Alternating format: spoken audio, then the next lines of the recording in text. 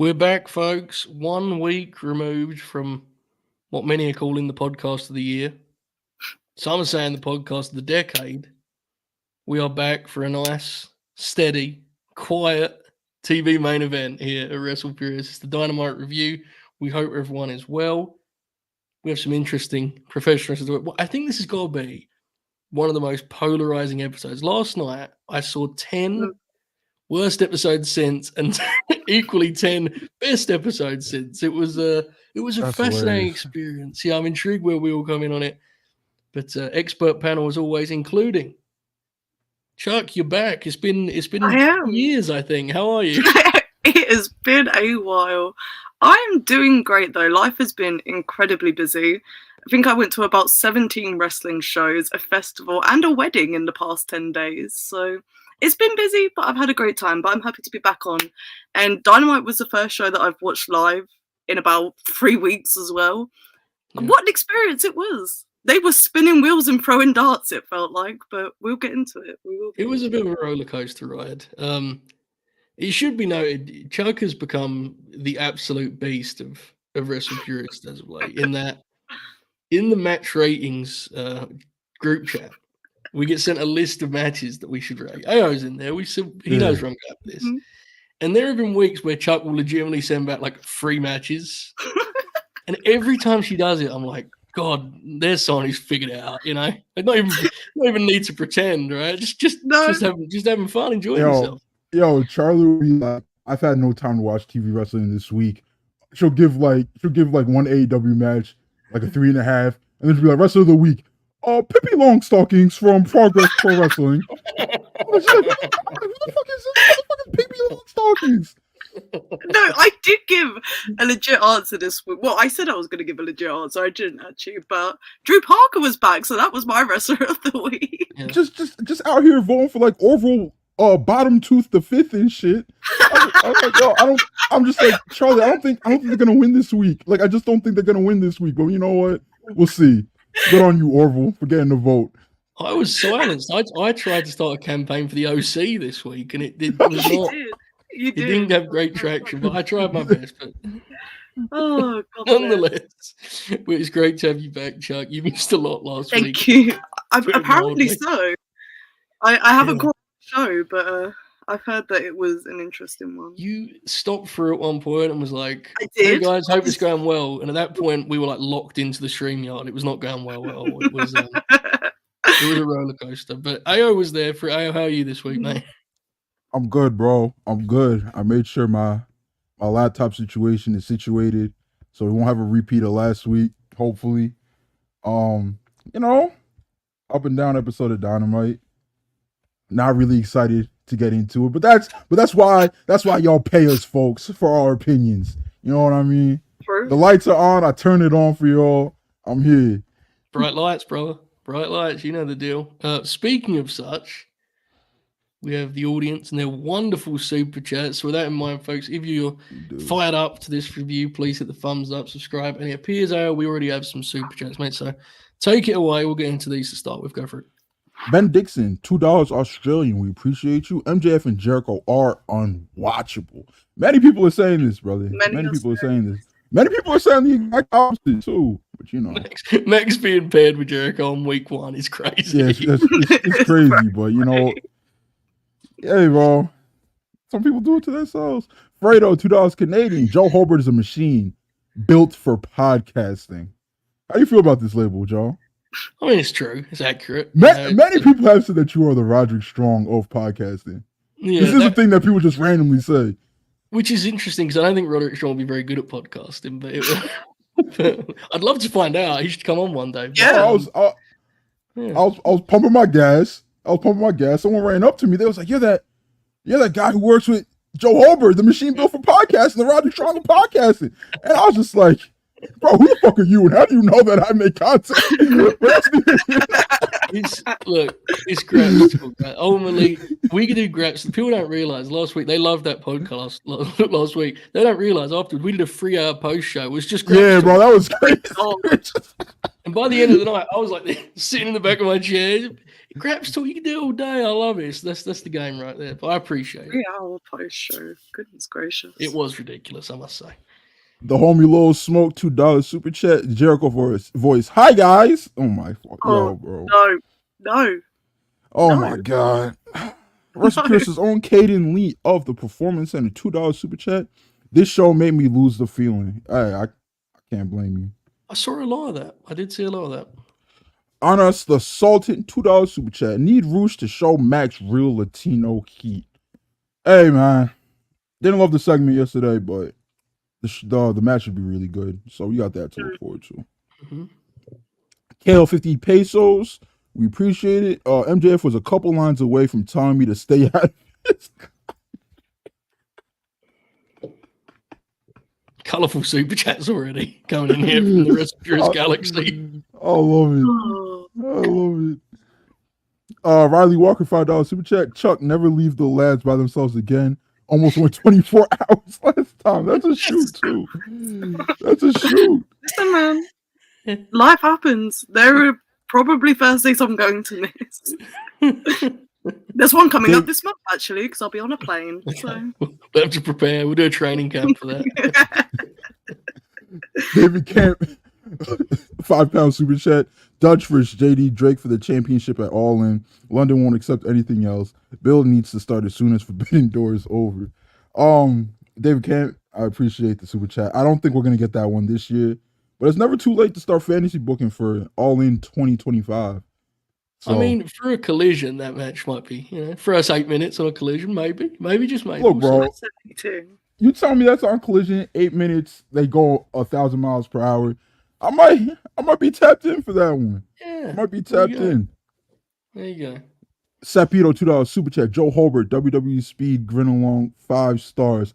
I saw that match breakdown you did for Carl Anderson versus Andrade, and I was dying laughing, bro.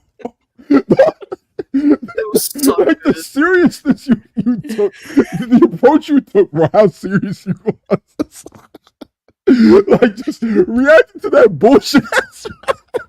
The funniest part was, so I knew the match was really short because obviously the reason it was super short was Andrade was going to work SmackDown, right? So like they wanted to get him in and out, and that's what they did. Mm-hmm.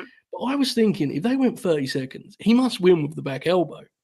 So I spent 10 minutes doing this bit about the back elbow and like framing it as like a knockout blow. He didn't even throw one. He just beat him with his DDT thing or whatever he does. So it was very fun. I'm glad people enjoyed it. It was fun.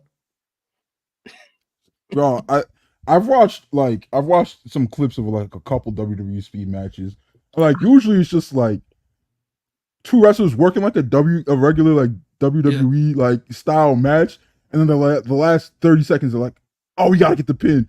But now these guys went like 1,000,000 miles per hour from the jump, and like Carl Anderson tried to do like a quick 2 cover, and what didn't work, he's like pounding on the mat. I was like, oh, Big Machine Gun really wants that Twitter championship, bro. He's fired up for that Twitter belt. Nathan Dewey, $5 Canadian. A lot of moving parts right now in AEW. What are your predictions for the All In main event? I think it's Swerve Strickland versus Hangman Page. Yeah, Swerve and Hangman. I think that's my assumption. I think Ospreay and Max may be what they do as the sort of second big match. I could be completely wrong on that. I'm pretty confident on Hangman and Swerve though.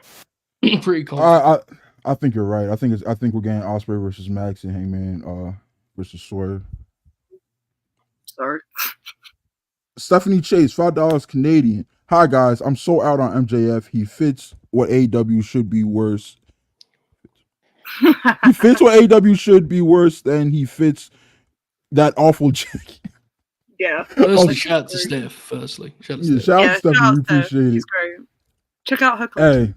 Hey, yes. I'm not loving what I'm watching right now either. I can't lie. Honest Assaulting $2 super chat. My God, MJF is such a Sigma. God, he's just the GOAT. These 2 super chats back to back. One up the other. That sums it up, right? That's the beauty of this. Duce Rhodes, $2 super chat. Penta versus Yeetman versus LA Knight, 15 minutes, 2.5 stars. Bro, like, what is wrong with Ibu, bro? That like he just like decided that like that Penta is just LA Knight and Jay Uso now. Like, I get it, bro. He doesn't work the hardest on week to week television. But like, you can't, like, this is slanderous accusations that you're putting on. Like, he's had too many good matches in the last 2 years for you to say this, bro. Like, yeah.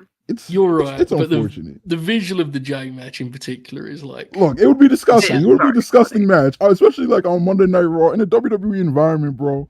Like the way they no heat, just trading super kicks that are moving like 1 mile per hour. Like, it's just Phantom FTW, £2 super chat. Jericho appeared on 222. I don't get it. Oh, he appeared on 222 of 244. Oh, Dynamite. 91% of Dynamite. Right. That's a crazy stat. Guys. 91% of Dynamites is crazy. Bro, there's gonna no matter how far away it seems at this point, which seems really far away, like eventually, like AEW is gonna be done with Chris Jericho as an on-screen character. The idea that he's on 91% of Dynamites is crazy. That is, especially considering how much time he would miss before. He would always go away, and he would always just go away in WWE. I don't know. He needs to get that bug back. Bro, Fozzy needs a new album out there in the streets. Feed the streets. The bug back. And Jen $2 super chat. Geez, that 2023 edition of Dynamite last night. I agree, bro. It was 2023 vibes in the worst way. Fascinating. Pedro $2 super chat. Always remember the outer perimeter. Joe said so. Look, bro. I was right. It doesn't matter how good of a team you have. If you don't have outside shooting, you're just not gonna make it far in this league. And Jen $2 super chat. Another $2. My EVPs need to buy out MJF and Y2J contract. Hashtag save. After this first segment, I'd like everyone to revisit my initial reaction to the pay-per-view, which was Max is back, and so are those super chats. We're so the house. We're so back, bro. God bless. We're so checking back. my PayPal every day, just ready to go. It's a great time to be a Dynamite reviewer. Speaking of such, we should probably get into AEW Dynamite. Of course, it started with the aforementioned MJF. He hit the ring for the big return promo. He did get a huge reaction, it must be said. And he had a promo that I think is fair to say divided the hardcore fan, the online fan at least. The people in the building were pretty much with it the whole time, right? Like, there was a couple times where his targets were he took a Shy Okada, Swerve, and he really, I thought, focused in on Ospreay, which I think was smart to kind of set up those matches and kind of make you think about those matches. You could tell a couple times when he poked at those baby faces, the audience was kind of split, right? Like which way they would go in that matchup. But the content here appeared to be the thing that divided people. Of course, eventually Rush interrupted him. We kind of saw this coming with Rush's promo last week. They had a big brawl, which the brawl itself was also, I think everyone agrees on that. Yeah, the brawl was good. Yeah. Well, I'm intrigued. I think I know where both you come in on this, but we'll talk it through nonetheless. Chuck, what did you make of Max's return promo?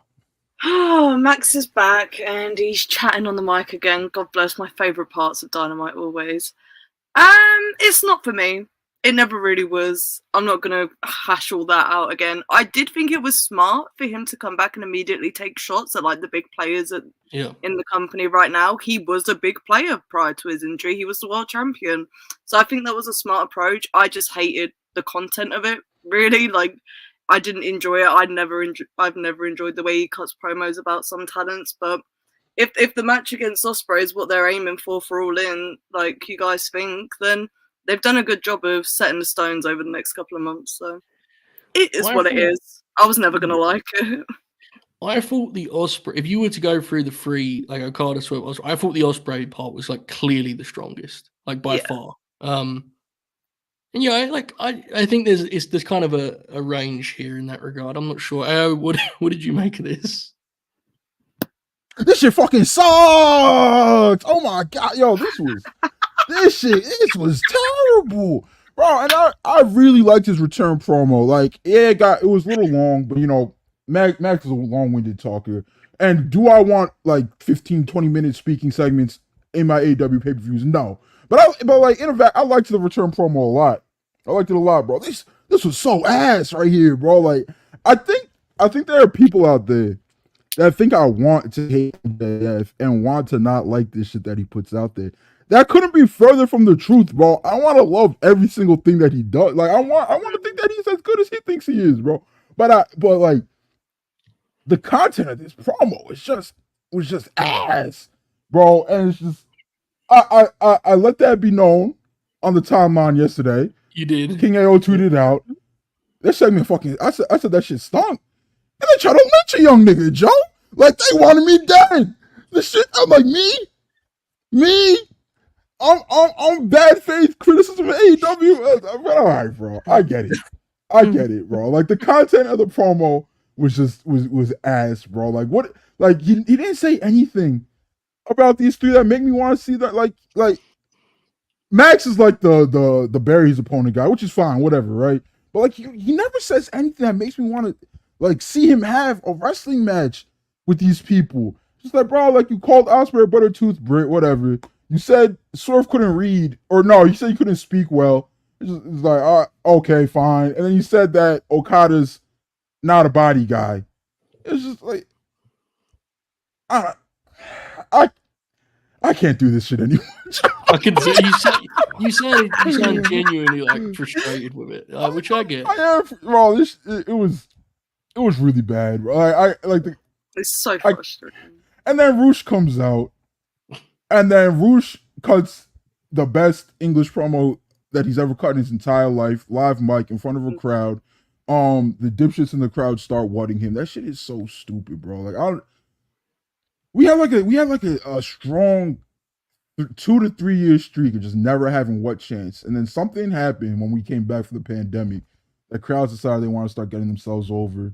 And then it's not MJF's fault. It kind of is because he plays into it. But like he just brings out the most like WWE like vibes of, like that the crowd has, bro. Like they get so fatty in the crowds, bro, when MJF is out there.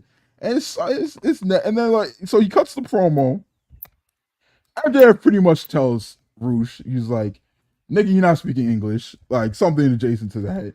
And he buries him. He tries to do like the Billy Gunn thing. It doesn't matter what your name is shit that like fucking ruined Billy Gunn's main event push. Try to do that with Roosh. They ended up having a really good pole part brawl that I enjoyed a lot. Like I said, the match should be really good. But that promo wasn't for me, bro. Didn't like it at all. Your reaction popped me huge because, as you said, you did tweet like immediately, and that's not generally the way you'll approach this at this point, right? Like you wanted to establish your stance. I was in the middle, so I think the Rouge part of it is actually like a great example of kind of how much a mixed bag this is. Because I liked when I think he literally said, "I'm getting serious now," and then he had that part about like Rouge's career. And I thought that was good. You know, the part when he talks about like what Rouge's reputation and then the way that he came to the States, had the Ring of Honor top. I thought that was effective in building the match. The issue is, I think for a lot of people, fair enough, the damage had already been done and it was like, fuck this, I don't want to hear it. You know what I'm saying? So I thought it was like a mixed bag. Max, his content at times, that generally is how I feel about it. Like I think sometimes it would help him. The one thing that is like undeniable is the audience does see him as like a tippy top star, right? Like that is very apparent. So I'm intrigued how they kind of ride that wave right now because there's a handful of guys who get that kind of response and they need to kind of, build upon that. The Rouge match, we'll agree the match will be killer, right? So that's, I think that's kind of the key point coming out of this. Hopefully it delivers. We'll see how these Max promos, we'll see how the opinions on them develop. I sense that frustration very much. Yeah, and I get, like Chuck, you said, it's never been your favorite play call anyway, right? So, 6 months off, and he immediately came back and did the same sort of promo. I was just like, all right, I'm out.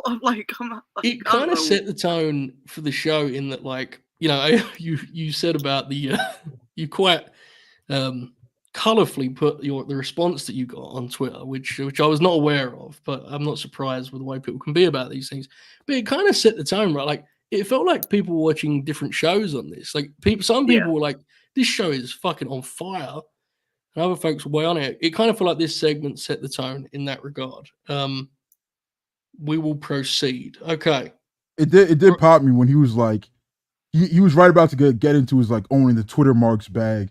And you can tell he really has something to say there. And the production truck is like, "No, we gotta hit Rush's music right now. Like this, you've run out of time, MJF."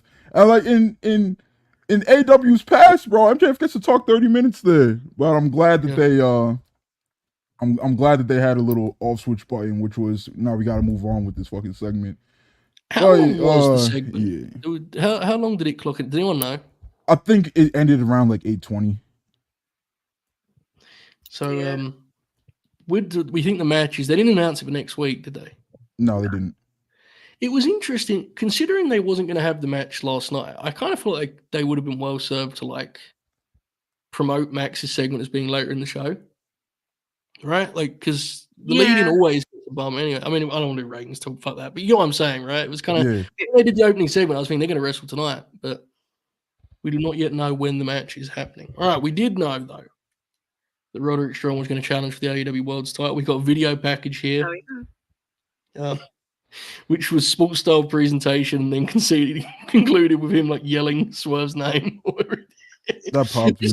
It was nice, though. I always like when they do like, after the first segment, they have something to build to the main event, right? It should always be very apparent what the main event is. So that was nice. And then we had the first of two matches that were, as far as I know, not advertised. We had a four-way to decide the number of contenders for the international title. This would be for a match on next week's Dynamite. We had Rey Fenix, Jay Lethal, Kyle O'Reilly, and Orange Cassidy. Genuinely was sweating bullets at like the idea of Orange winning this match because that would have been insane, bro. Yeah, I was just thinking, surely not. It felt like Phoenix had to win. Thankfully, he did. And the match I thought was exciting and fun TV, even if it kind of caught me off guard because it wasn't advertised, which is fine. It doesn't matter. What did you make of the opening match? It was really enjoyable. I think I was kind of scared that OC was going to win this too and then move on. When it like went off in my head, I was like, "Oh, cool." Former AAA wrestler. Phoenix has publicly quit AAA, but like in the past, people say, "Oh, that doesn't matter." Like he's still seen as a AAA guy, but no, seeing him wrestle out there, knowing that the CMLL guys was coming up, was really cool. And then the Observer reported last night or this morning, whenever that was, that AAA wrestlers or former AAA wrestlers can now wear Forbidden Door. So that's really cool. I really like how this match was put together. We even got Jay Lethal. We even got old Jay Lethal in there. Throw the ball around a little bit. Old Jay Lethal. Old Jay Lethal, bro. Just out there running around, stretching his legs. Like he's one of those. Like he's one of those backup fives in the league that hangs around forever.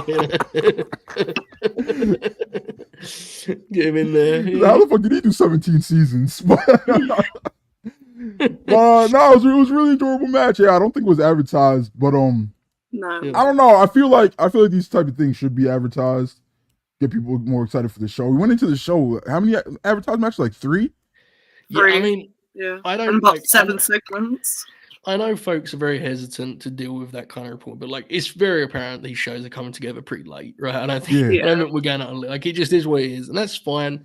It doesn't affect my enjoyment if what they put together is good. I thought this match was. So this worked. I'm all for like sometimes just throwing guys together, right? Like you can do that. And it's a nice way to fill TV.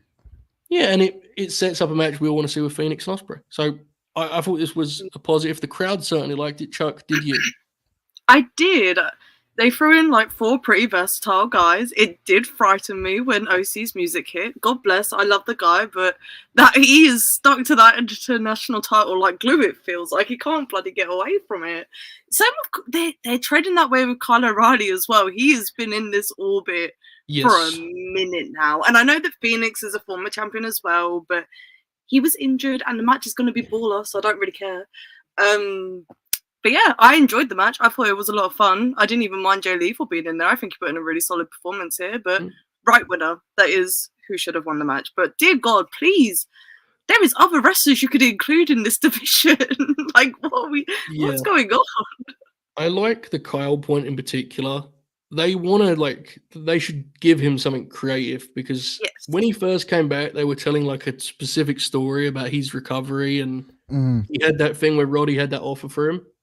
Mm-hmm. Now, maybe they'll circle back to that. Roddy just had 2 big defeats. Maybe they could be a team. That would be pretty sick, right? That'd be cool.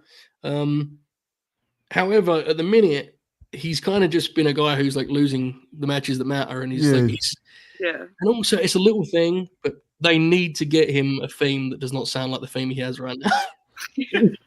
It's the most like generic underneath guy entrance bro. ever. Literally, just give him the Red Dragon theme, bro. Like Bobby Fish is done. Who cares, bro? Just give him just give him Dance Away, bro.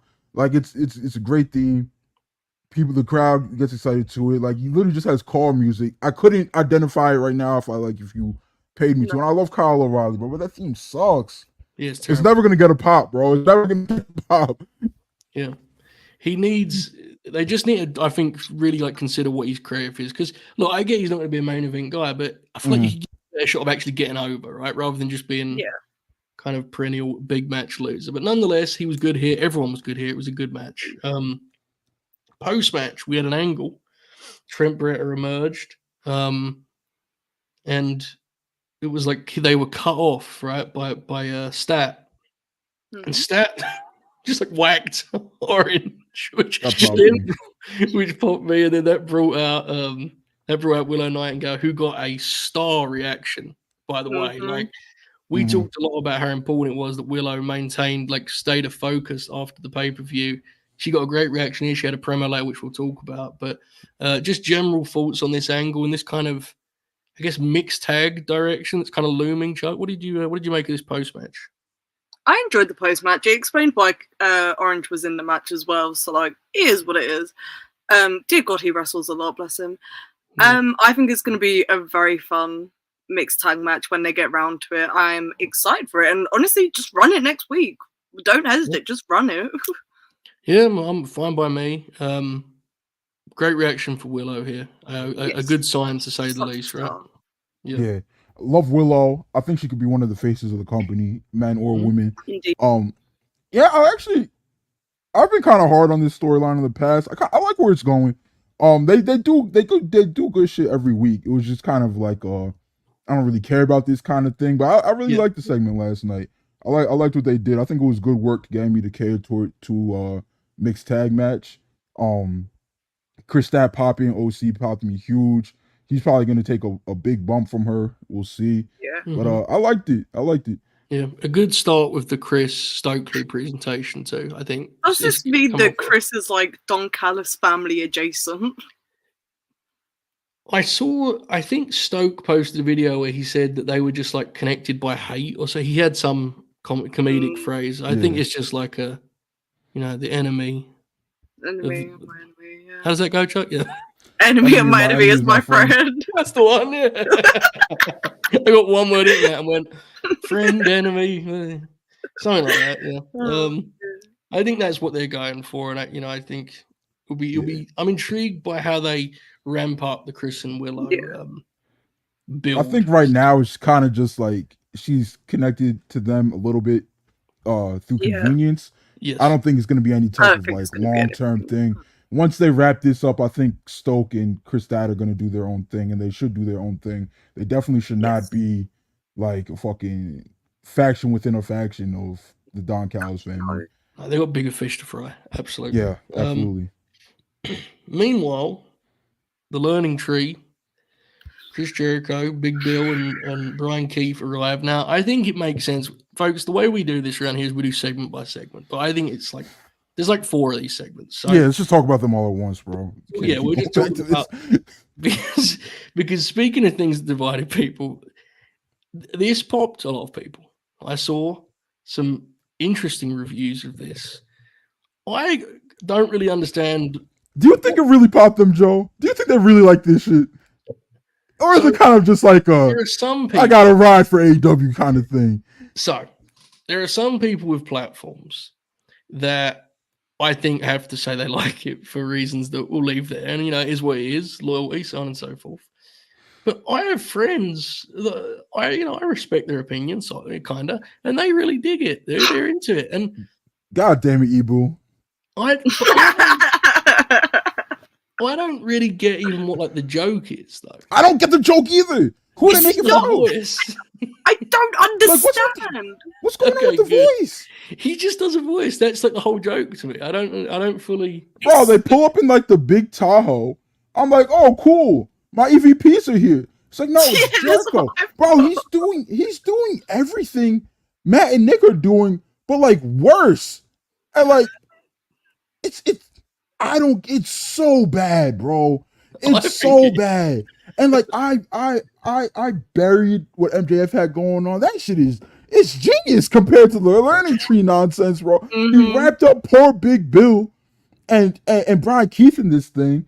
The only like at least Brian Keith is popping people, I guess, and is getting a chance to talk. Those are opportunities that you might not get right now without without being under the learning tree or whatever. So whatever, good for him. I think maybe Big Bill's earned like an opportunity to do more stuff in AEW, like away from having to be under anybody else. But Brian Keith doesn't have that cachet so far, so that's fine, whatever.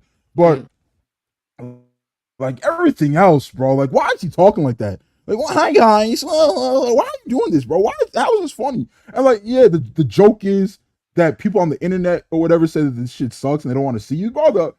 The people in the crowd are saying this shit sucks. They're telling you to retire. They're telling you to go away, bro. They're chanting NDA at you and shit, bro. Like this is bad. Yeah, I just don't.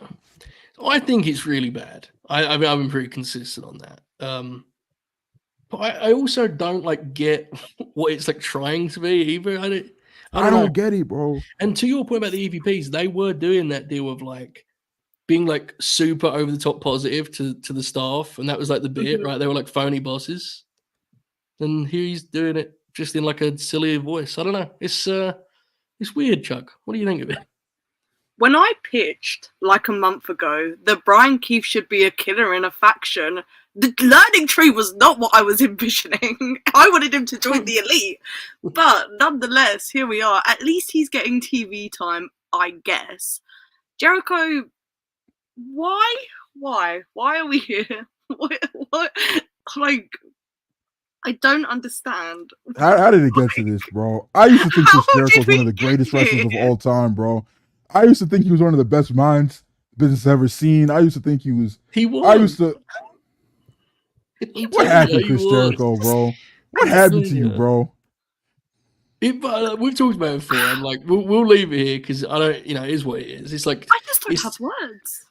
It's like 2 or 3 minutes of the show overall. It's still too much, but as I've said before, it does like legitimately bum me out if I'm honest with myself, because even when Jericho was like even in 2022 when some of his angles and stuff sucked and he was kind of exhausting, he would still, there was like a sort of acknowledgement and respect that he would still pop you on occasion. I get nothing out of this, like at all. Zero. I'm glad some people do, but I don't even get what it's like trying to be. So I don't know. I agree with the positive. Brian Keith's got TV time, right? So Brian Keith's got TV time. Put him in matches. Yeah, let them wrestle, bro. Let Brian Keith and Big Bill do some tags. If it'd be a good team. I can sign up. Let them do some tags. That's why that's when they walked up to 2.0. I was like, oh, a learning tree segment. This is gonna suck. But 2.0 is a good tag team. They don't light the world on fire, or like they don't make the fans pop huge or anything. But they're two good workers. I would love to see Brian Keith and Big Bill versus 2.0 on Collision or whatever. Yeah. When it said they walked up to like a couple other different tag teams and stuff. They walked up to Private Party and shit. They invited Private Party to the ring next week, bro.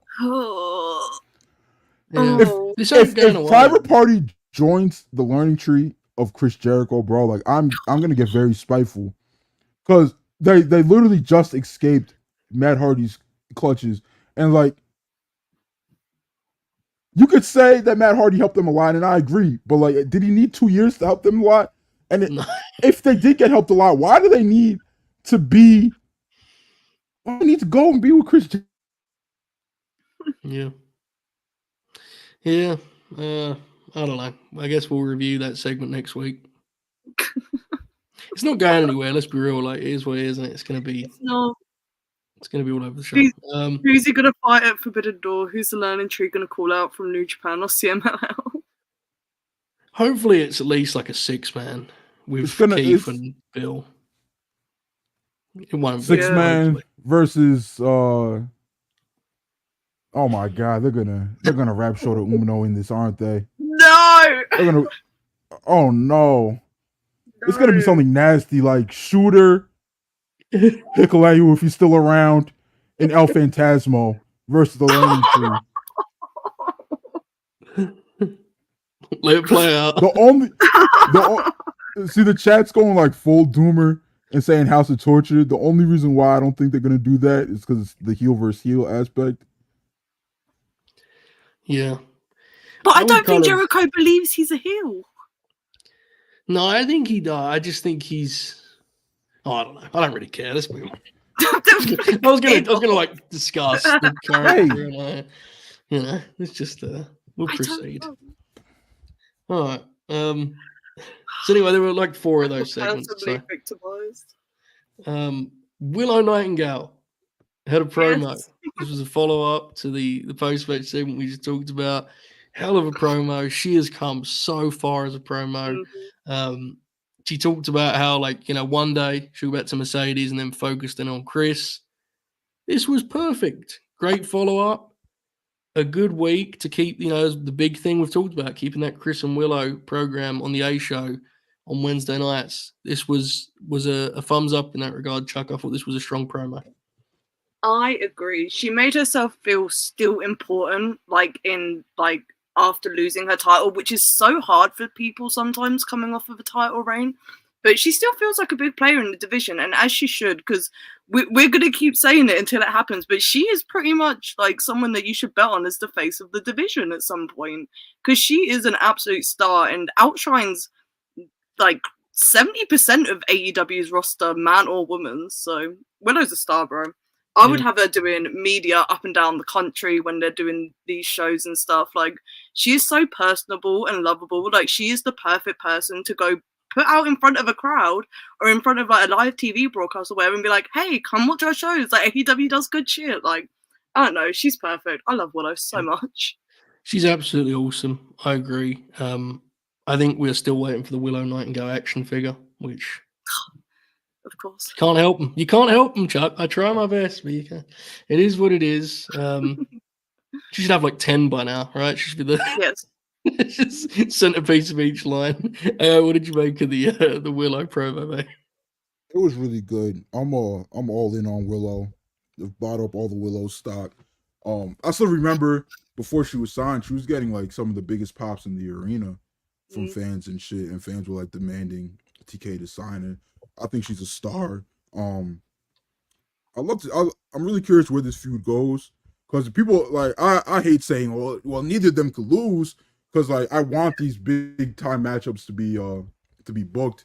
I assume Chris Stat smokes her and then moves on. I don't know. We'll see. But yeah, man, I was happy with this promo. I really liked it. Yeah, I think Chris wins, and then Willow has to climb. She has to get back to Chris and then finally back to Moné, I think. Because you do need to give Chris some punch coming out the gate as a heel, right? You kind of do, so. But I'd rather they do that than having them both reset with lesser programs. Like, just do it. It'll be fun. Absolutely. They need to do more of that. Like, it is what it is. People have to lose. It's fun. Speaking of people having to lose, Brian Cage was out next. What segue? Christopher Daniels came out and he had his music and everything, which popped me. And he set up this TNT ladder match business. And Mark Briscoe came out, and I was like, God bless Mark Briscoe. It had been a while, right? We hadn't seen Mark in a bit. Mm-hmm. And Brian Cage came out, and Excalibur was like, just couldn't wrap his head around this matchup. It was like, oh, he might as well have just said Mark Briscoe's doomed. There is no way he can topple the mighty. He did, like how back in the day, like Kane's music would hit and JR would be like, oh shit, like it would be like, oh, business up. He did that for Brian Cage, which rules, because like Brian Cage, as impressive as he is, like what's his Dynamite record? Right, it must be crazy. Right. And he came out. Of course, Mark won as he should. I'm just being playful here, folks, but they had a pretty good match. it's a good example to me of a Dynamite match that I actually think would be better if it was just a sprint at like 6 minutes, 7 minutes. Yeah. We've talked about it a million times over. Cage is best, hitting every move he can think of. You know, I don't think he needs to be leading heat segments necessarily, but yeah, again, he's shooting. But I thought they had a nice match. Mark Briscoe I think he could have a match for me that the people will get into. He's just brilliant, and what a baby face. What did you make of Brian Cage and Mark Briscoe? I like this a lot. I was shook at first, Joe, because I was just like, is the Ring of Honor World Champion really gonna get pinned on Dynamite? Yeah. Because like we talk about Dynamite records, Mark's isn't the best either.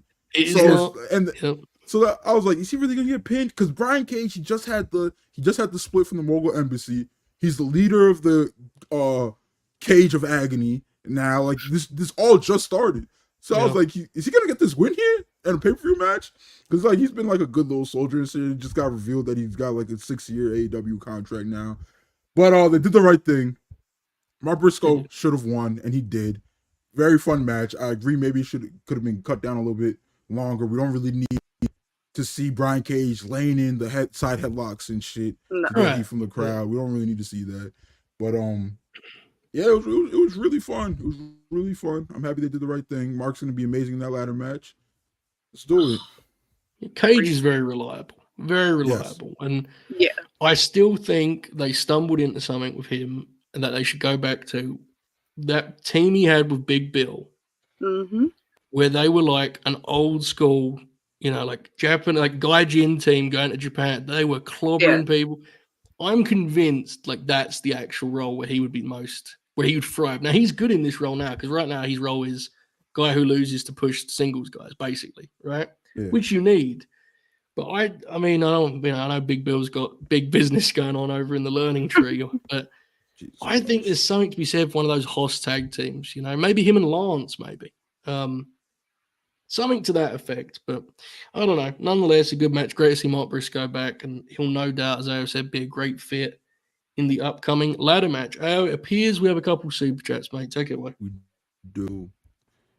I do want to say I do appreciate Brian Cage for going out there, doing his job and laying down, bro.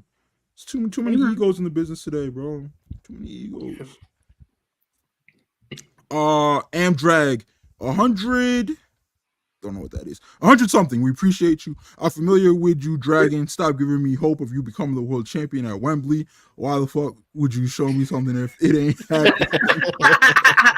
Welcome to Bryan Danielson. Bro, this is bro. He's building towards I'm gonna win the world championship in my last full-time match. He's gonna get all the fans behind him, and then Hangman Page is gonna kill him in that 0-1 final. And I think Hangman beats him, but I think a certain commentator is who cost Bryan. I think that Bryan Danielson spends so much time talking about this dream of going out as champ that Nigel McGuinness says, fuck your dream, dude. I'm still waiting for my dream, you know? That's my pitch, AO. What do you think? I like it. Nigel's been begging for this match. I don't know what he's been told or what he hasn't been told. I don't know if he's ever gonna wrestle in the AEW ring or if he's not. But I would love to see it at Wembley, bro. Let's do it. I really want to see it at Wembley. That particular story could be great, right? Like, it would be. Nigel's like, you need one more happy ending, dude. How many of these are you gonna have? Like, I'm still waiting for mine. You know, I think there's something to be said for it, but I don't know. On us, the Sultan $5 super chat. Willow promo was great. I thought she had slipped on her words, but she was overcome with emotion, and it was really compelling. I agree. Yeah, hell of a promo. The best thing about Willow is that she comes across as very human when she promos. She's so special, dude. She really is. Dunno $5 super chat. Last week was the first time I watched a post-show 5-star classic. Hechicero versus Zack Sabre Jr. SMLL is gonna cook. I saw that graphic, bro. That's gonna be amazing. Poor Dano. That's like your first match being Okada Omega. just every week you tune into this show. Like, this show fucking sucks. He's like, come on, do the thing from last week. Yeah. Look, man. We call these spots on the fly. Yes, indeed. Did you see that Rev Pro are teasing that they're going to be running ZSJ versus Hechicero at the anniversary show? They're just the like, they tweeted anniversary- some like away game today. So Is that the Copper Box show? that is the Copper Box. Good old Hackney Wick. Maybe just maybe How- a Joe Hogan when appearance. is that, Charlie? That is, I feel like I'm shilling now. It's the 24th of August. It's before the Wembley show, right? Just before. Yes, it's a day before Wembley. Yeah. Is there any chance we get a Will Ospreay international title match on that show? There is an 100% chance that we get a Will Ospreay title defense on that match, because Will Ospreay is the most insane man in the business.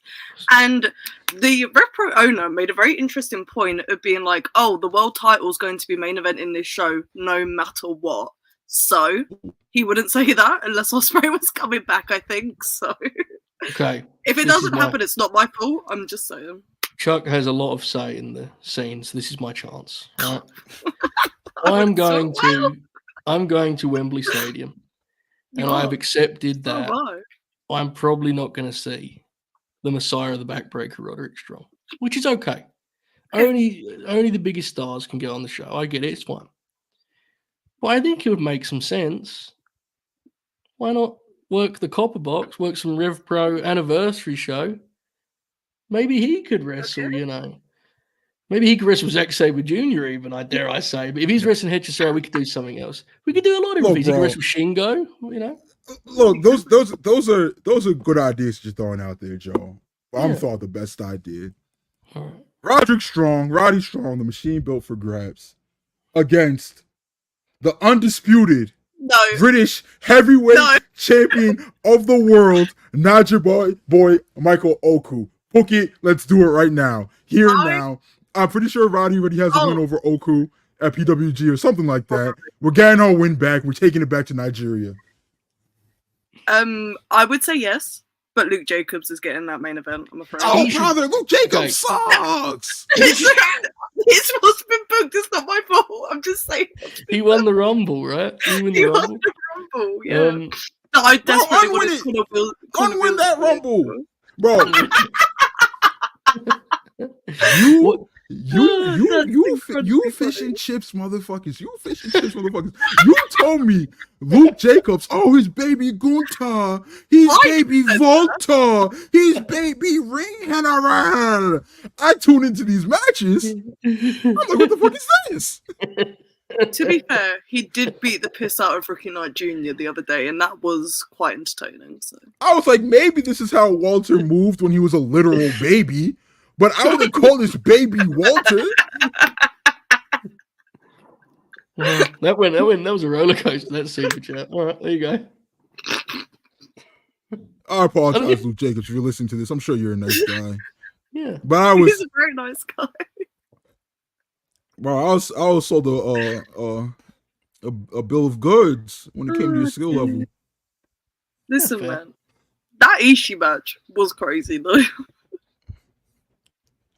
Honest Assaulting, $2 super chat. As always, women saved this show. Bro, I feel like, well, I don't feel like I know what it is. Like, people are just gonna say, like, whatever Saraya did was terrible, even if it wasn't. And that was the case last night. But Christian Ramos, $2 super chat. Y'all got any Camille and EJ Nduka contract updates? Oh, shout out to EJ, another Naja boy.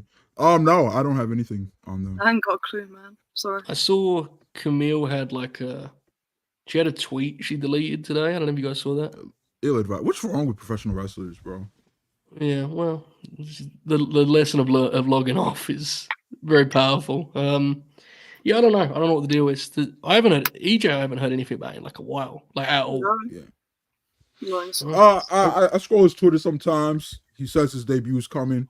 He's staying ready. God bless him, bro. I hope he does well. Yeah, absolutely. I don't even know Great where he's work. meant to be signed. The AEW. All Elite Fleet. Yeah. Oh, fair enough. When did he show up like an Orlando taping or something? What did he do? He did a dark match on a Right. collision sometime Got this summer, last summer. Last summer. That makes sense. Okay. Following that Brian Cage match and Mark Briscoe, we got a Jack Perry promo. He looked very mad at himself when he like stumbled in his words for a second, like furious with himself. Which is unfortunate because really it was just, it's like 1 second of his promo. It wasn't his best promos to go out. It was like just average, I thought. It was alright, yeah. It was okay. And anything on the Jack Perry promo, it's very much just like cookie cutter. I thought it was okay. Is he going to have a match to get into this ladder match, or is he just going to keep chatting at the people that are winning matches? Hopefully next week on Dynamite. Hopefully. The way they transitioned Maybe here was like insane because he was looking at the TV and started like cutting his promo cold. And it was like, is he talking to himself? What's happening here? And then he turns to the camera. Like, what is this now? Is this a Spielberg movie or something?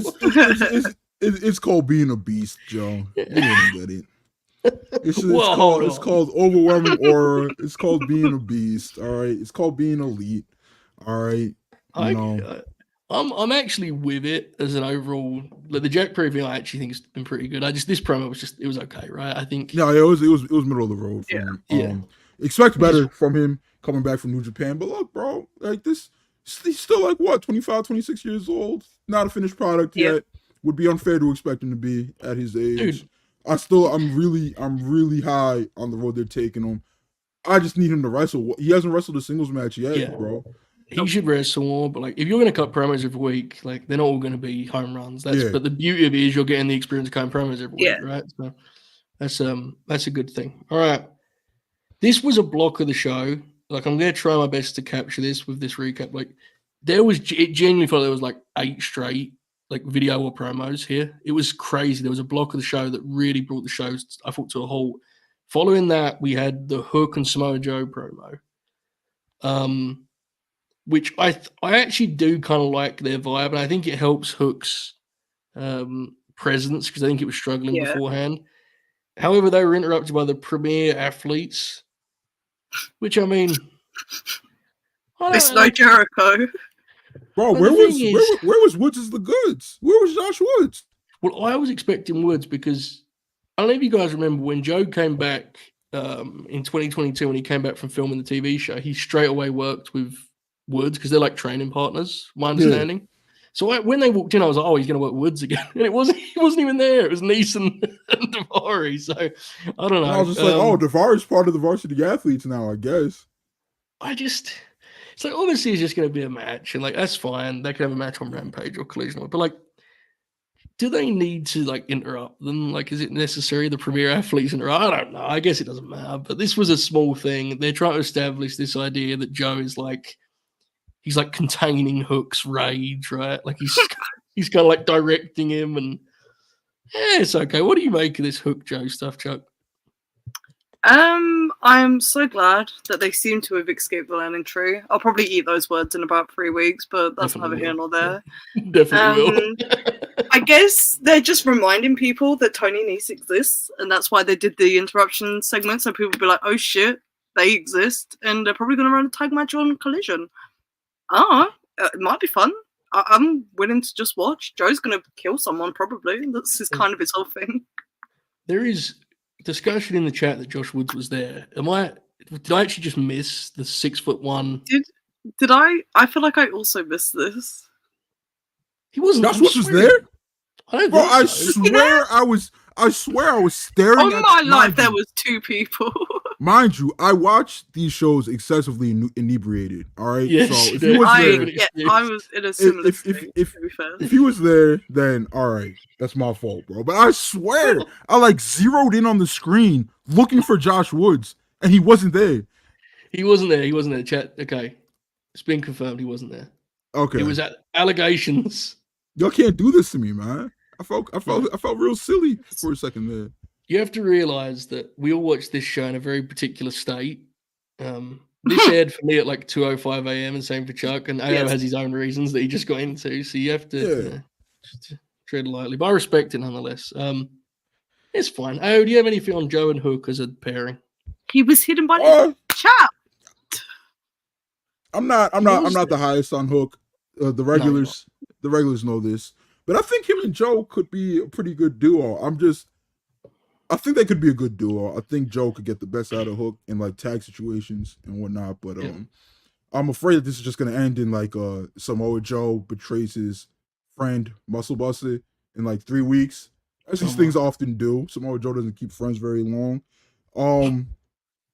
Am I interested to see Joe versus Hook too? Not really. The first match was really good. I enjoyed it, but yeah. And I don't know, bro. I don't know. Yeah, it's a direction that kind of concerns me, but thus far it's been fine. So, okay, it's been finally confirmed. People have rewatched it. He's not Josh Woods, folks. Breaking news: Josh Woods did not appear on last night's Dynamite. The fucking scandal of the century. Was Josh Woods there? What did Tony Khan do with Josh Woods' body?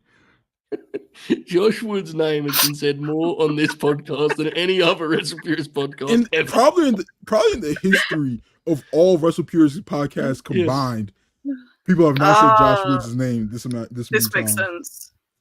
That Mark Sterling was he's a different person altogether.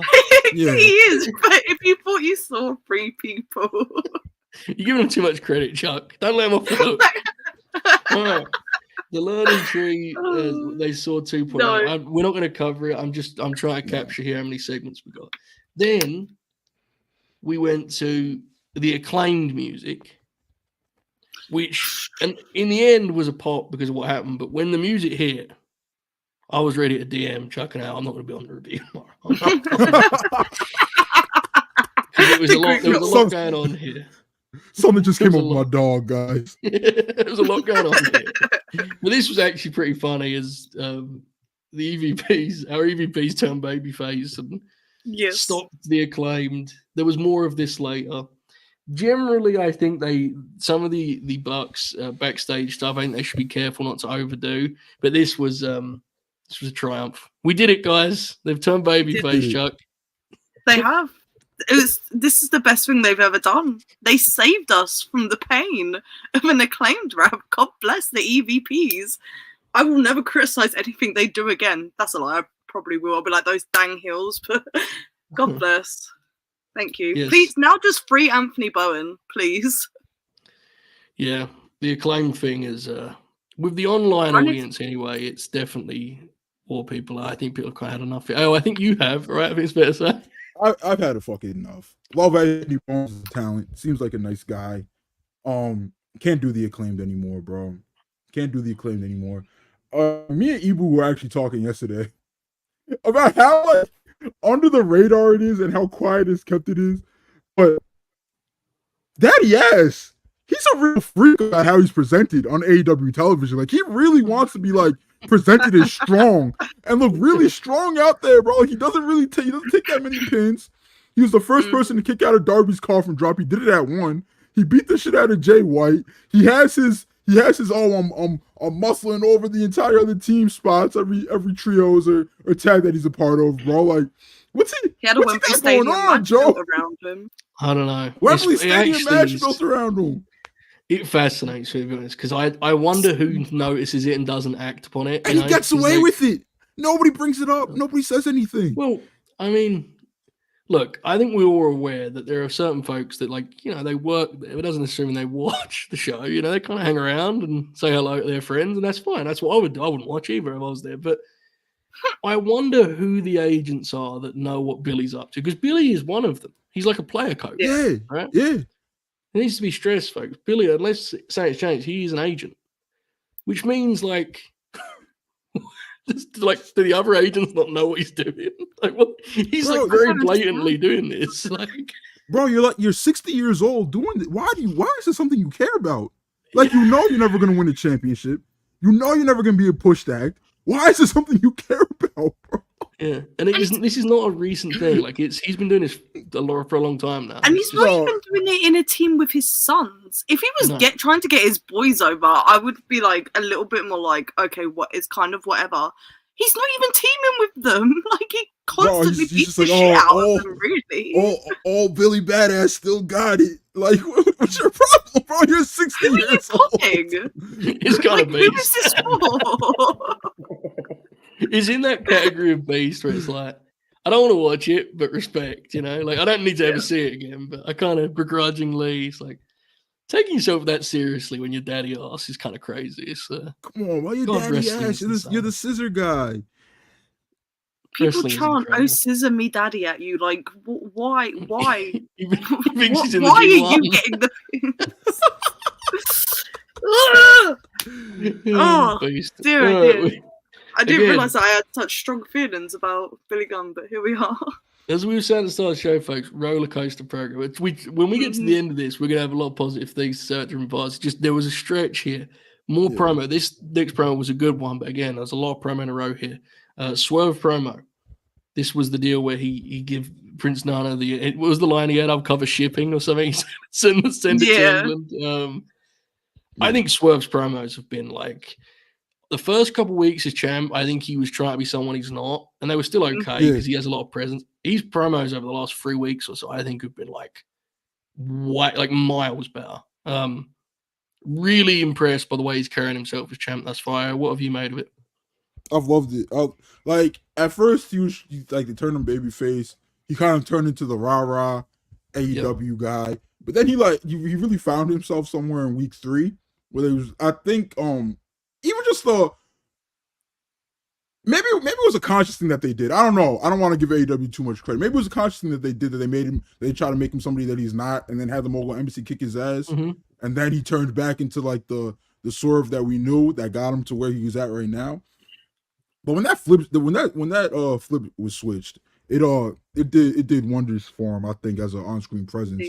And he cut another great AEW promo last night that could be taken as a rah-rah, I love AEW kind of thing, but it was really just like you bitch ass niggas, like, this is my company, I got the world title. Next time you're talking about like somebody's representing Team AEW or something, like, don't go out there and not have the world champ as part of that. And I think he knocked it out of the park. It had much more of an edge. It felt personal, and it pretty much threw out the bat signal in terms of he's going to be there when it comes to blood and guts, which is saying that we kind of anticipated. Really strong promo, Chuck. What did you make of Swerve's promo?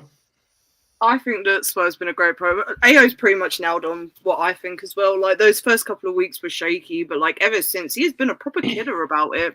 And he's just the Swerve that people fell in love with. Like, he kind of walks a line of, yeah, we love this guy and he cheers, but sometimes we're reminded he's got a past and he will do the shitty things to stay where he needs to be. And honestly, that is how you manage a character like that, I think. But the line about him like sending the fucking the contract to England, it's just like, I'll spray this 1 week, and he's like being mentioned by everyone. It's very, very funny. Someone teach Swerve how to use DocuSign. It will make your life so much easier, mate. You've got so many contract signings. Old school. This is world's title business, Chuck. You don't do it that way, you know. There's tradition when it comes to Osprey popped me huge when he was like, SRS, you gotta fix this. I got just incredible chatting shit at me. That was a really funny tweet. That was chatting about his time in Germany. God bless. Bro, old time wrestlers are hilarious. Like, you don't see this in other sports where it's just like the 12th man off the bench, bro. It's like talking shit to franchise players about back in my day. You'll get like flashes of it in hoops, but it ain't close to graps. Like wrestling people are. And also the best thing that wrestling folks do is the thing where they pretend their schedule. Like, it's not enough to just say what the schedule was. They have to make it 10 times worse. Like, what did he say? He wrestled 30 days. He said 30 matches in 30 days. Why would they?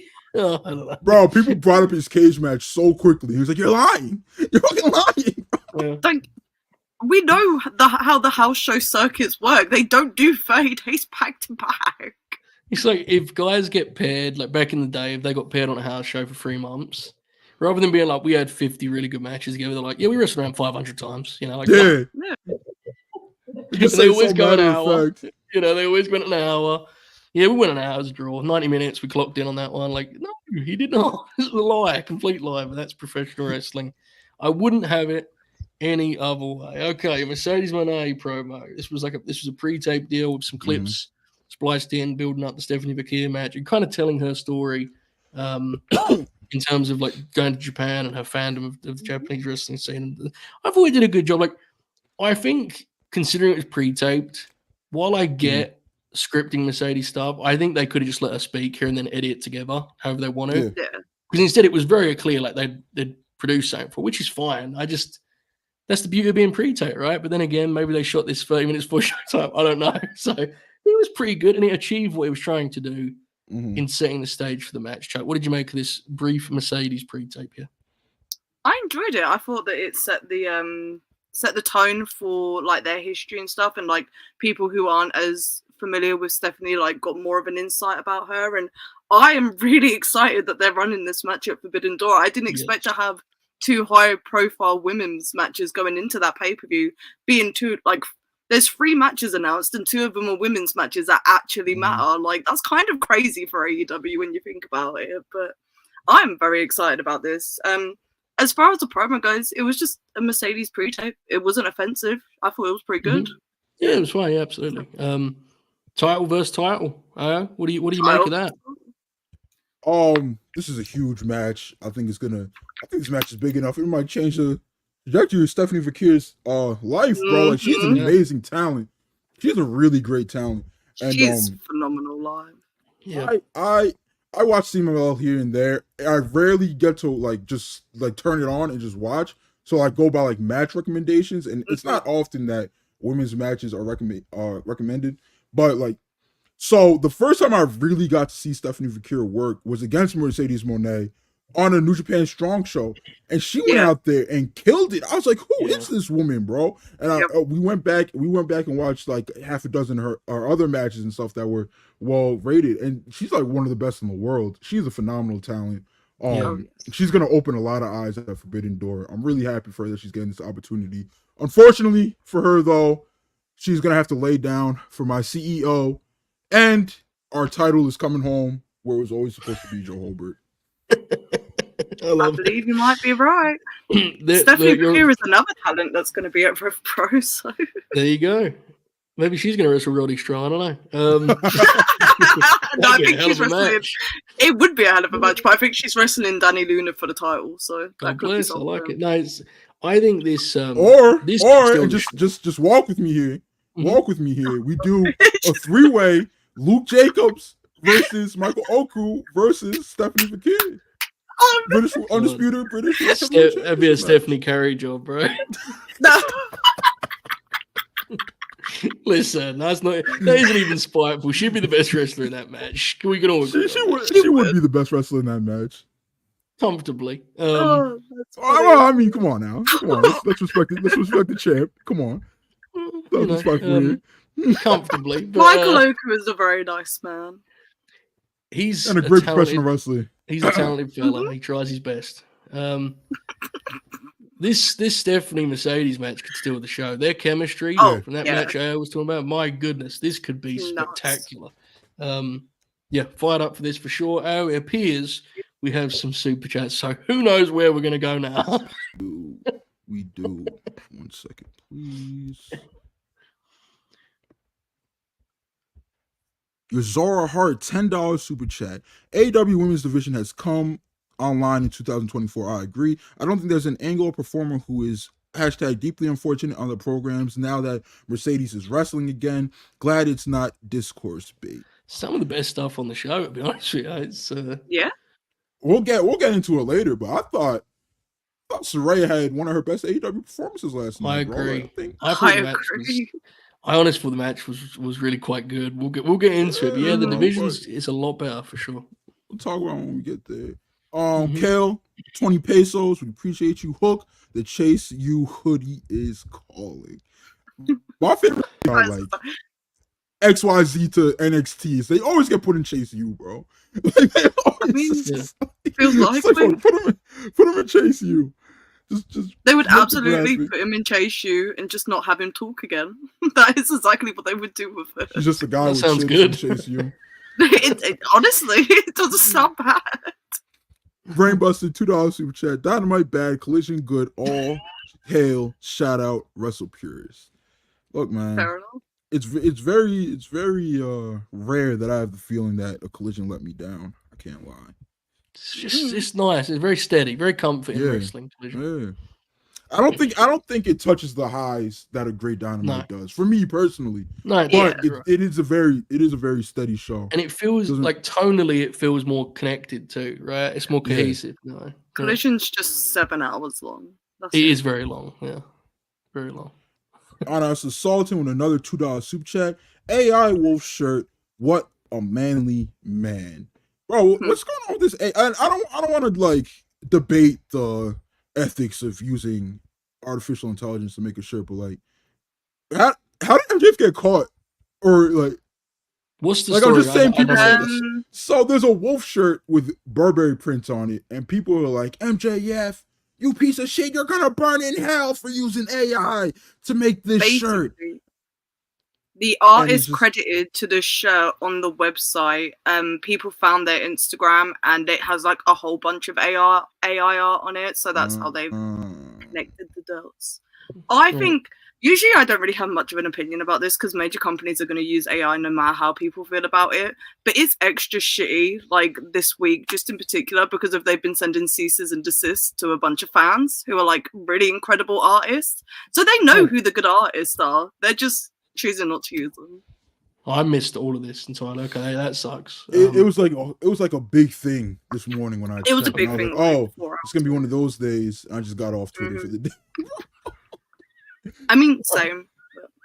I'm not going to sit here and debate it, but like that is my opinion. No, that makes sense. Look, When you bro, say that, if you're an artist, I completely understand why you're gung ho about this.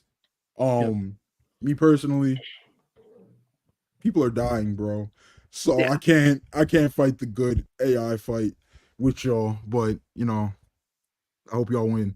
Black Yakuza, $5 super chat.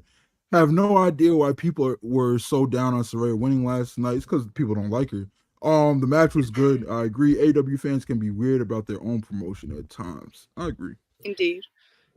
yeah, I just think I don't think Mariah losing here was actually that big of a deal. I think No. that as long as she's getting wins on the build to Wembley, if that's the route we're going, then it's whatever. I actually She can take a few kind of, losses. I It kind of makes saw the it story more coming. compelling. I kind of saw it coming because I think they also like probably do want to do that Mercedes Saraya match at some point. Yeah. It's like, Yeah. When the match was announced they last both built week, I was like, oh, so Saraya goes over here. Like I never saw that. I was like, yeah, Mariah's winning this.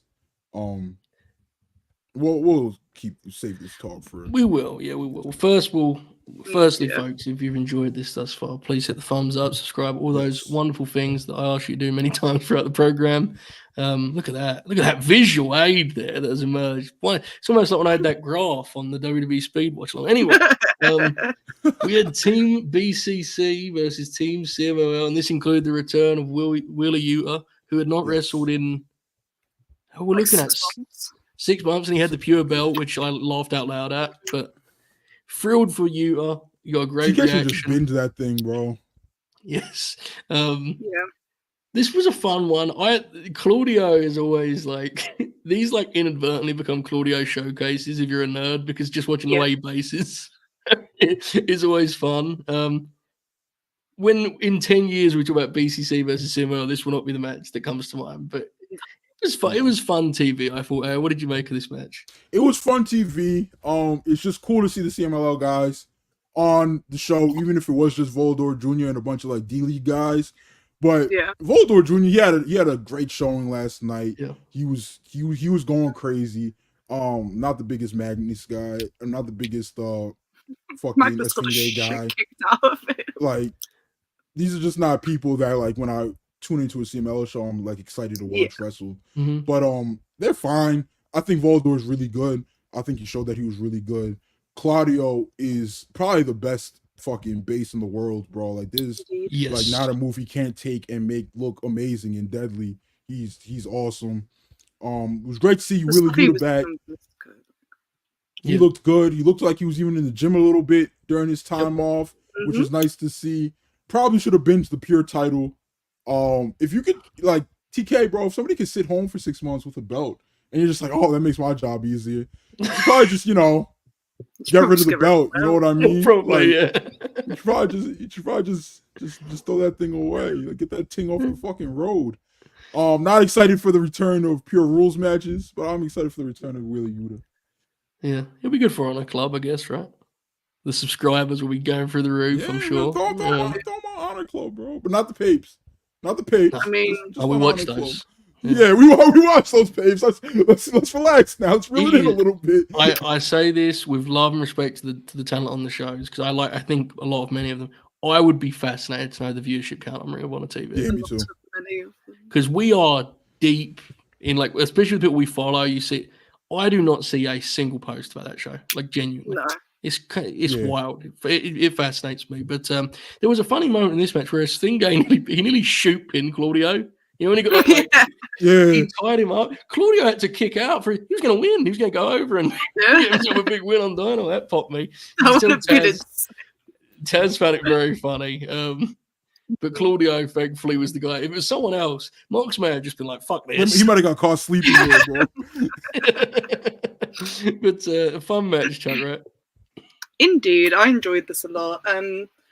Poor Magnus just got the absolute shit kicked out of him, but by just about everyone in this match. He got launched around, but I enjoyed the showcase. I'm glad that they're actually bringing talent over and showcasing people on the build to Forbidden Door. They've not been great in previous years until like the week before, and they're just like, oh fuck, here's like eight-man tags or some bullshit. But they're doing a good job of it this year. I'm having fun. And I'm glad that CMLL definitely seem like they're being involved. And it's interesting that they've gone back to the BCC with this, considering that Mox has the IWGP titles. So I'm interested to see what ends up actually happening here. I think we eventually get that Briscoe Danielson hair versus mask match. Yes. I mean, I don't know. Danielson's hair is very long. It's long as hell. Like, bro, he's gearing up for the first time ever. It's like down to his back and shit. Like when he debuted for AEW, his hair was. Do you remember how short his hair was, bro? Mm-hmm. Yes. Like time fucking flies, bro. Time flies. Yeah. As long as that. Yeah, absolutely. I saw the chat mentioned earlier. This Saturday on Collision, they're doing Claudio and Yuta versus FTR. Which, for anyone who doesn't remember, that is the match legitimately that they set up at Death Before Dishonor 2022 and never did. So I remember that. I fully expect tomorrow for the match for Tony to pitch to a video of Death Before Dishonor 2022. We finally did it, folks. We got it over the line. What a loose end to tie up. I'm not sure anyone would have ever remembered that. I think, unless you're like the Joe Hulberts of the world. It has to be a case of just like sitting down to book Collision. Like, do we have a main event? No. Well, here we go. Right. That's what I mean. I guess getting you back in the ring and back on TV. Exactly. Get you back in there. Over here. I don't know because I don't know what the direction is. I don't know if FTR are going to still be in the Team AEW thing or not. If they are, I assume Yuta gets pinned. I guess. It's a weird match, isn't it? I mean, it'll be awesome. I'm excited to watch it. Yeah,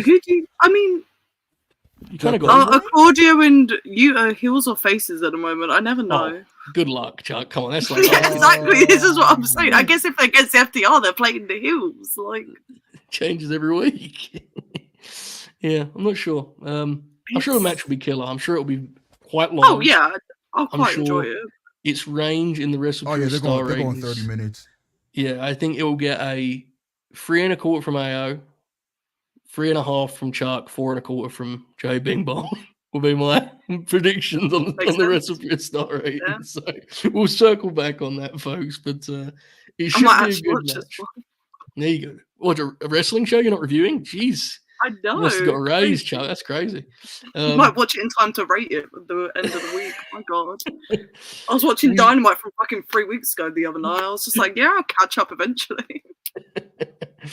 I love this next segment, folks. We had a Daniel Garcia video. Last week we had a conversation about kind of Garcia's appeal as a sort of more grounded, relatable human babyface, someone who felt like a real person. I thought this took that and kind of hammered it home and highlighted it even more. I'm so glad they actually got into the story of the crash because they used it for remember when he was going to work with Yuta on Death Before Dishonor 2022, ironically, and Danny used that for his promos, but that was very much like online content.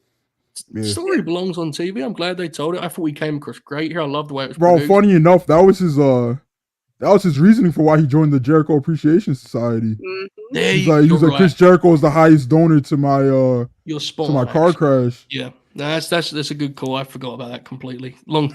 Many Jericho angles ago. I apologize, folks, but yeah, I think he's found something with his presentation. Me too. I think we're all worried that it won't pan out the way we want it to at this point. but I'm hopeful because that's all you can be, right? Like he's super Mm. young. Yeah. And I think he's connected with the audience. So I love the video. Chuck, what did you make of this little Garcia vignette here? I thought it was one of the best video things on Dynamite this week that wasn't some of the wrestling. Like, Danny's presentation, man, it is always best when they let him just be himself, because if he is such a likable person, when they just let him talk at a camera sometimes. I really hope that we say it all the time, but I really hope that this is going to be his shot, and this is going to be his breakout, and he's going to have some killer matches off the back of this. I don't even care if he wins. I just want him to be having killer matches against killer talent and getting that TV time. And why are we back at this point with Daniel Garcia? I feel like I'm going in circles every time I talk about him, but dear God, I want him to have a singles match at Forbidden Door and all this shit. It's just like, bro, he is a head of a talent, and I hope that TK realizes that. I mean, the Ospreay match is something to look forward to, and is going to be great. Obviously, he's going to lose that match, and I don't think any of us have a problem with that, and we understand that. The thing that I think we're all circling and waiting for is, then what, right? Because the follow-up to the Christian loss was pretty disappointing, I thought. Mm-hmm. It felt like he immediately went back to where he was at before. So, yeah, it's an interesting time for Garcia. What did you make of the segment, and kind of what do you think of his direction here? It was really good. It was really good. I really like these like human approaches that he's taking to like these promos and letting like the fans know like where he's at mentally, like his insecurities and stuff with wrestling and everything. I still think we end this year with Daniel Garcia as the TNT champion. I don't know that it's fact. I wasn't told anything. I think that's where we're going with this. I don't think there's a single person in the roster that would be a better person to take the if they're giving this thing to Jack Perry at Forbidden Door, which I think they should. But if they are, I can't think of a single person that would be better to take that belt off of Jack Perry than Daniel Garcia down the line.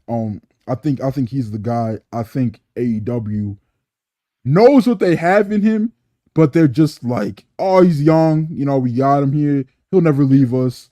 We'll get that DG shit in like whenever we feel like getting it in. I think there should be like more. I feel like they should like push this thing a little bit harder. I think he should be like they should have more main focus on about it. more urgency with what they're doing with DG. Main focus on Dynamite or Collision every week. I think he's ready to be that. I think he's good enough to be that. I think the fans in the arenas want him to be that. Let's do it. Yes, I agree completely. This was 2 straight weeks where I've really liked his presentation. Hopefully it keeps going in this direction. I'm really excited for the match with Ospreay, as we all are. The Acclaimed were very mad at the EVPs, the Young Bucks. There's nothing really to say about it, right? Like they're obviously gonna have a match, fine. Bro, we've been building this match for like a month, bro.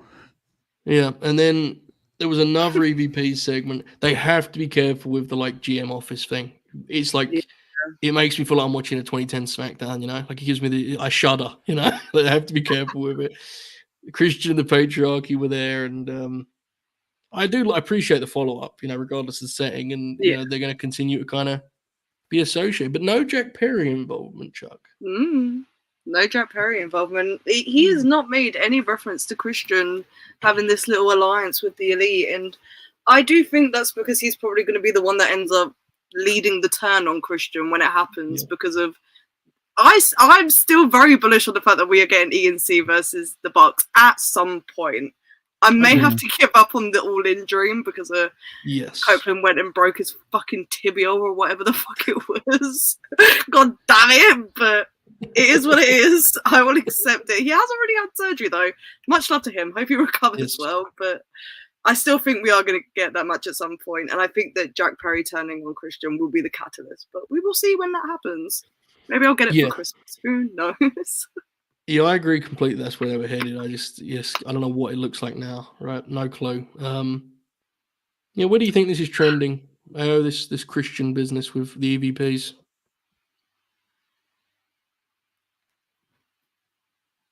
Wow. Sorry, you cut out there for a second for me. I don't know what's going on with my Wi-Fi. But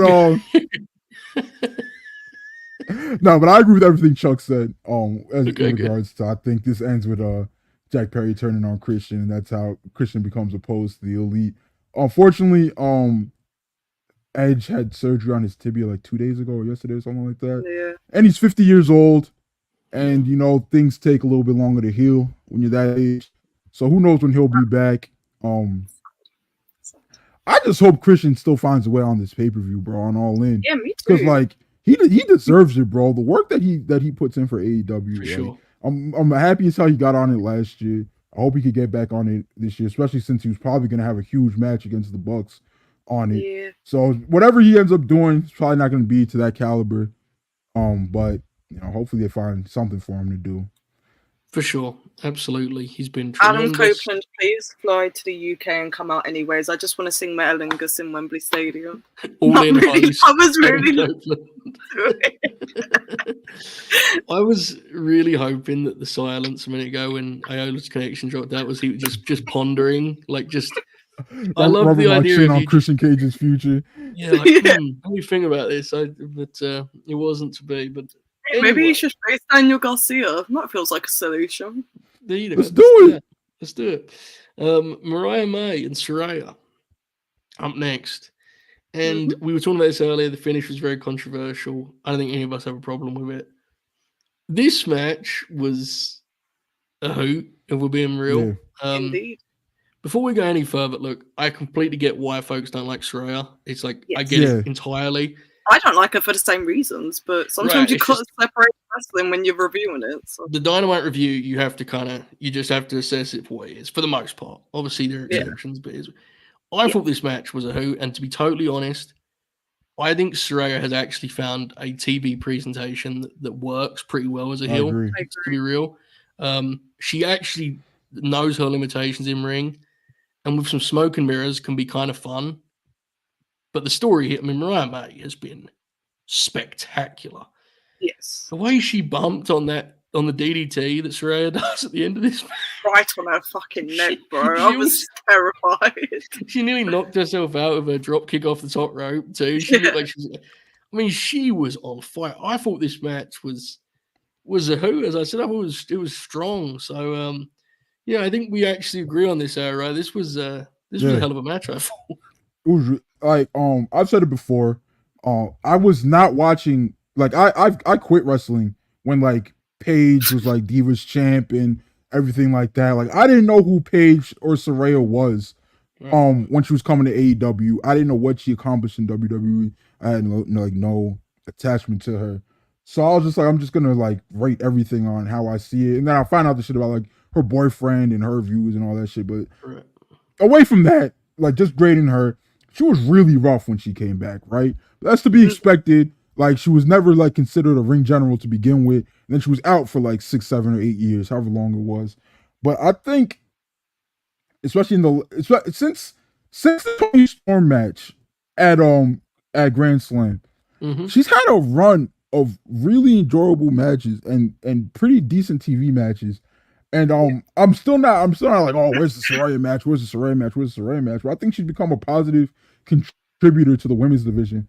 And I get she's got a lot of shit going on outside of the ring that makes people hate her. I'm not telling y'all gotta like her and stuff, but I think people could get a little dramatic with how they rate wrestlers' work when they don't like them as people. Look, bro, is Dax the Axe a terrorist and a horrible person? Yeah, but there's been a couple times on the spreadsheet I've gone higher on a Dax singles match than Joe himself. So true. I'm not afraid. I'm not afraid to say I like something from somebody I don't enjoy as a person. Right. So I think more people need to take that approach. For sure, I know everyone's different, right? Everyone's line is different, and if you don't want to disconnect those two things, that's absolutely understandable. I get it completely. It's just for the review purposes, we try our best to do that again within reason. Yeah. And this was good, Chuck, right? It was. They were bumping like crazy. They were wrestling sometimes they'll throw up a graphic like this, and I'm just wow, this isn't exactly what I want from the AEW's women's division, but. Saraya proved me wrong, bro. She went out there and she had a very solid performance, and Mariah's just been incredible in every role they've put her in so far. I can't put over Mariah May enough. Genuinely, I was worried that she had left Stardom too early in her development there, because if she had come from like leaps and bounds of what she was in the UK, but AEW were using her well and she's still improving every single match. It's crazy. When WrestlePurists heard that Mariah May was signed, it was like months before a report was even put out there. When we heard Mariah May was signed, like AEW told us how much they like rated Mariah May and how they were gonna like put the division around her and how they think she's like a 5-tool player and stuff. And I was watching her Stardom run and I was like, oh, this is a very pretty woman who hits hard, but I don't think she's like a complete player like how they're rating her. But she's completely proven me wrong, bro. Like she's one of the best things AEW's got going right now. She's been amazing. Yeah, genuinely one of the most consistent TV workers they have. Like, and that's not even considering the character, the way she's got herself over and got her personality. Just in ring, no matter who she wrestles, the way she brings it physically, it's watchable, right? It's enjoyable. So, yeah, she's done a hell of a job. Post match, we had a Mina Shirakawa, a run in. That's how I'm going to describe it. A run in. This was something, wasn't it? It was, yeah. And happy Pride Month, everyone. Absolutely. And Mariah got, she appears to have got the Forbidden Door graphic changed to where she'll be in between Tony and Mina. Behind both of them on the graphic. It's incredible. Which is great. Stuff. So, I like this story. I do like this story. Go for it, Chuck. Take it away. I'll speak on the story here because I will. It's fun. Go for it. It is a lot of fun, and it honestly, like, in considering that the AEW women's roster, they don't have that many ties to Stardom with people that have previously been there. Toni Storm and Mariah May are your big ones, so the fact that they've immediately thrown them two as like the front runners of this Stardom partnership they've got going on makes a lot of sense. And I think Mina and Toni are going to have a very good match at the pay-per-view. And Mariah May's all the personality here. She is like a really good character at tying these two together. And honestly, I think these three might end up being a trio at some point on the build to Forbidden Door. I think that they're going to put them against some of the other women. I think it's going to be a lot of fucking fun. That sounds awesome. Yeah. I'm excited. Can you imagine like Toni and Mina both showing up in the ring for Mariah's attention and like both wanting to like to tag in like to help? Oh, it's just good TV. I think it's good TV. I'm like, there's been like totally an over like correction in with wrestling fans when it comes to women showcasing their sexuality.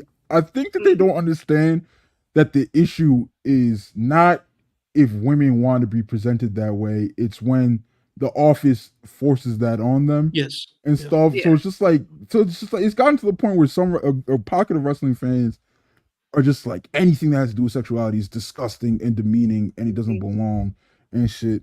And I disagree with that. And it's not just because it's like pretty women or whatever, bro. Like Mox is out here kissing the entire roster, and there's a section of fans that love that shit, and I'm happy for him. And it doesn't take anything away from the show for me and shit. Like it doesn't. So I think it's fine, bro. Like, but I say all that to say this, Joe. Yes. I've been told that this storyline is actually for the girls and the gays. So our cis hetero minds do not deserve to actually have an opinion on this storyline. So before I just that is why I took it away. Well, firstly, speak for yourself, brother. Honestly,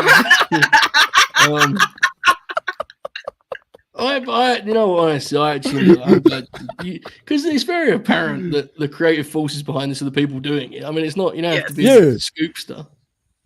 But yeah, there you go, folks. Happy Pride Month, everyone. Up next on AEW Dynamite, we had Chris Jericho. Shout out to the girls and the gays. Happy Pride. He approached Private Party.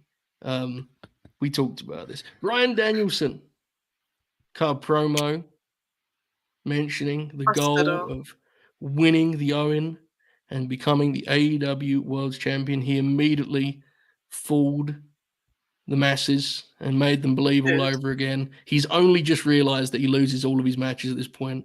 Deeply embarrassed for him.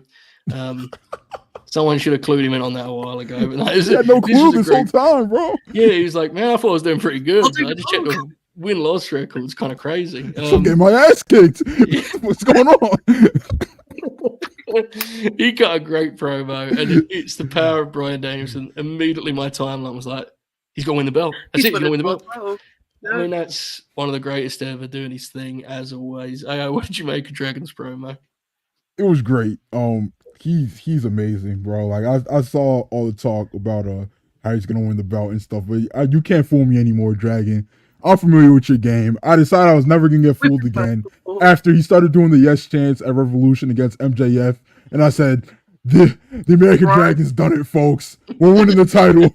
We're taking it back to Seattle. Being in the building for that, my God, that must have been so deflating. And now, not in like a Max bad kind of way, the babyface couldn't get it done kind of way. Yeah. Max was sensational in that match. He did a fucking terrific job. But yeah, bro, you're never getting me again, Danielson. No. Especially not this close to the end of your full-time career, or whatever you're calling this thing. Yeah, I don't believe you, bro. You are gonna get hung by the Hangman in the Owen final, and people are gonna cry. He's a loser. That's what we're saying. He's a loser, bro. Look, I get it, bro. He never wanted any belts put on him, but I think TK should have put his foot down and put that world title on him one time. Yeah. But the it would have been for the best of AEW. That's when they should have shut. When he that was the Mox match. Yeah, match, bro. Because that Mox and MJF match was like it honestly felt like neither guy wanted to have the match at that point. It was a strange vibe, and they could have just done Dragon match there. Yeah, 100%. So Dragon should have won it after Ash, but nonetheless, so what did you make of the promo? I think that Bryan Danielson is probably the best wrestler in the world right now. He is great at everything, and he is going to break the hearts of fans once again, and I can't fucking wait, because I'm off it now, but I'll buy into this eventually. And honestly, it does make a lot of sense, because if Hangman needs to beat someone that isn't Swerve to establish himself as this new heel character, now that he's taken a bunch of time off after Revolution, people are going to be like, oh, Hangman's back, like maybe he's a good guy again. No, he needs to kill someone. And Bryan Danielson's really good in that role, so it's going to be a lot of fun, and people are going to fucking hate Hangman, and I can't wait, because I've been bullish on this heel turn for about 18 months now, so... Yeah. It's going to give us a completely different kind of match, too. For sure. The other ones that they had together. Absolutely. That's what I'm most excited about. I don't think it'll be the end of their story either. I think they're going to wrestle at Wrestle Dream too, to be honest with you. I think Bryan's going to break our hearts again, I think, at home and probably. so yeah. We'll see with Dragon, folks. Final call on any super chats. We're about to get to our main event of the evening. We hope you've enjoyed this. If you have, the thumbs up, the subscribe. You know the deal by now. AEW World's title, Swerve Strickland, Roderick Strong. A match that came together very late, but as soon as it came together, I think we were all super excited to see what they come up with. And I thought this came out incredibly well. Now, this was not wrestled to be like the ultimate version of the matchup in like a star rating sense. And that was very apparent at the beginning of it. Yes. But what it actually was, I think, was way more impressive in some ways in the way this came together. Because Roddy really did a nice job of, I thought he made Swerve look like king here, which is what he should be. He's the world champ, you know? Yeah. I thought this came out perfectly. They gelled wonderfully well. There was some really neat spots. For some of Swerve's more like quirky offense was placed perfectly, like the counter stomp that you hit at one point. Man, I thought this came off great. Swerve had a great reaction, was over huge, really strong main event. I thought, Chuck, what did you make of it? I loved this, and I was excited for this going in, but I wasn't sure like how much chemistry they would actually have, because there's sometimes, like we've talked about this before, like Roddy has got such a rigid way of wrestling, and Swerve has such a fluid way of wrestling that I was like, there is going to be a bit of a mishmash here. But no, it genuinely works so much better than I was anticipating. And like Swerve is someone that will give people a lot of room to work in their matches. He's very like Osprey in that way, which is why I'm stupidly excited for that match. And Roddy is someone that can make the most of that room, and we saw it in this match. And I honestly think it was a great showcase for both of these wrestlers in like how versatile they actually are in their roles that they play in the ring. So it was good business all around. And man, Roddy's actually wrestling again. It only took him losing the title. It's so cool. Like, It's as so someone who's bizarre. watched him for years, you can actually like see him getting in rhythm. It's very apparent. Yes. Like his last couple matches, the Leo match and this match, he's looking like mid 2010s Roderick Strong. Because at first in AEW, he was really, really good. But you could tell he was like trying to get going, and it was so stop-start. This may have been the sharpest he's looked. Yeah, he looked just so locked in. And again, in a way that didn't overshadow Swerve in any way. It actually did the opposite. It was like the match made Swerve look like a god in there. So this was a hell of a time, Aaron. What did you think of the main event? I fucking love this. This was everything that we hoped and dreamed would be happening when Roderick Strong became All Elite. He made Swerve look like a fucking killer. But some of those spots, bro, like the end of Heartache he hit on the apron, bro. I jumped out of my chair, bro. the turnbuckle break, backbreaker, like this. Had to take my shirt off, Joe. But I really like this match. Swerve's presentation as a world champ is like hitting its peak right now, and it really trending upwards going into that match at Forbidden Door with Ospreay. Like they're clearly like the top two baby faces in the company right now. Like Max is, who knows what Max got going on? I don't know if he's a baby face or a heel. He's kind of acting like I don't know. Clearly, Rush is the heel in their feud, though. Like Rush is a baby face, but so I think,